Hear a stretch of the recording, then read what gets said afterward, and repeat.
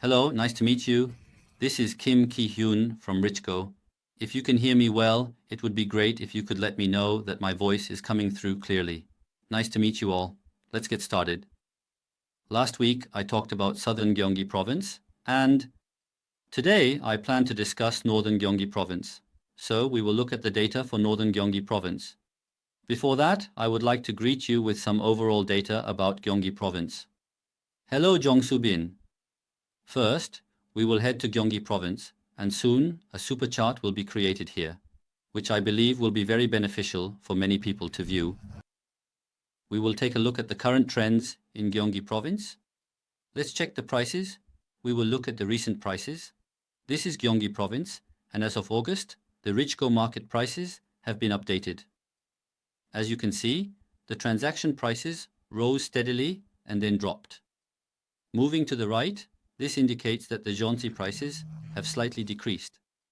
However, the transaction prices are still on the rise. The investment score is currently around 62 points, approximately 61.5 points, which is slightly above the average. You can think of it as being at a slightly lower level. The real estate market in the metropolitan area of Incheon began to rise around the end of 2013 and into 2014, as you can see, when the investment score exceeded 80 points. This period, from January 2014 to around mid-2015, had a really good investment score. It was actually a once-in-a-decade opportunity for me to consider buying a home. However, by the end of 2021, the investment score was really poor. It was almost at its worst. Although it has now recovered, it is still not that good. As you can see, Gyeonggi province has been overvalued by more than 40% compared to the actual utility value, which is based on Jeonse, since around 2017.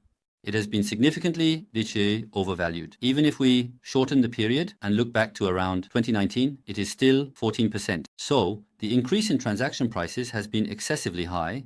As everyone remembers, during the COVID-19 pandemic, rental prices also rose significantly, along with the 3% rental law. Despite this, transaction prices have been overvalued even more. Next, if you look at the Housing Purchase Burden Index, it is currently said that it could drop by about 12 to 36%. I mentioned this last week, so I will move on quickly. First, let's take a closer look at the supply of new housing and the status of unsold properties. Starting next year, the supply of new housing in Gyeonggi province will decrease significantly. On the other hand, the number of unsold properties is currently increasing, exceeding 10,000 units. As you can see, the transaction volume has also increased significantly. Now, looking at the supply and demand, recently, Seoul has also shifted to the left. This means that the supply and demand for transactions in Seoul is also declining. I mentioned this earlier, and the data for September will likely be released after the Chuseok holiday, specifically on September 13th, with the data being aggregated on September 9th. So, we will be able to understand the trends for the first week of September by next Friday. However, there are currently very strong regulations on loans. So I expect that the supply and demand will significantly decline starting in September. So, as you can see now, the supply and demand in Gyeonggi province has come to a halt. The demand for Jeonse, long-term rental, is still rising. Now, since I've already mentioned all of this, I'll wrap it up here and take a closer look at the data regarding the supply of new housing and unsold properties in northern Gyeonggi province. If we look at the supply of new housing in Gyeonggi province, we can see that Gyeonggi province is represented here and northern Gyeonggi province is over here. If you look at northern Gyeonggi province, the size of the circles corresponds to the number of apartments. And if the circle is red, it means there is a lot of new housing supply, while a green circle indicates no new housing supply. So, what do we see? Is there any new housing supply? No, there is almost no new housing supply in northern Gyeonggi province.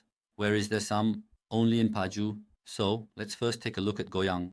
So, what do you think about Goyang, specifically Ilsan-seogu, Ilsan-dong-gu, and Daeogyeong-gu? If we look at it as a whole, there really is no new housing supply, right? As you can see, there is almost no new housing supply until around 2027.